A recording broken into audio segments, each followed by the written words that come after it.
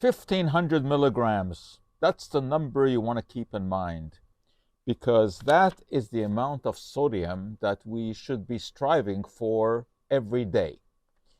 Well, if you want to have a pictorial representation of how much that is, here we go. You can see it is not a whole lot. That's the amount of salt that would contain 1,500 milligrams of sodium. Now, why is there any concern about sodium?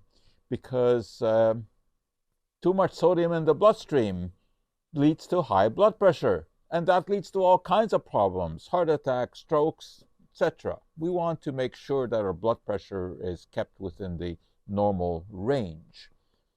So, if we want to keep it below 1,500 milligrams of sodium, we have to have some idea of where the thing is to be found.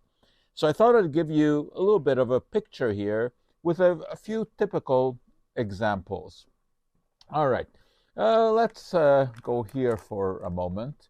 This soup mix, what kind of thing that people would normally use. Per serving, everything here we're talking per serving, 610 milligrams. That is getting to be close to half of what we should be having in a whole day. How about this one here? 570 milligrams per serving. 450 milligrams here in this rice. 400 milligrams in this soup. 300 milligrams in this one. 350 here. You can see that, this can add up very quickly. Just a piece of cheese, if you're going to have it. Small piece of cheese like that, 250 milligrams.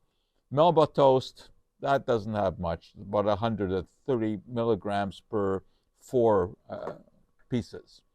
Now, if you want to be really low, it's possible even with some processed foods. This one here, almost no sodium, only 5 milligrams. So not all processed foods is that high in salt.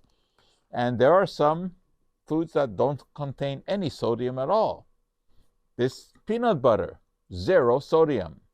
And when it comes to things like jujubes, also no sodium. But of course, there are other villainous things in there, like all of the sugar. So you're getting some idea here. But what about the common foods that, people love to eat? Well, that hot dog, 1,000 milligrams. And I haven't even put ketchup on it yet, which would add to it. And pizza, anywhere from 700 to 1,000 milligrams of sodium. And who can eat one slice of pizza?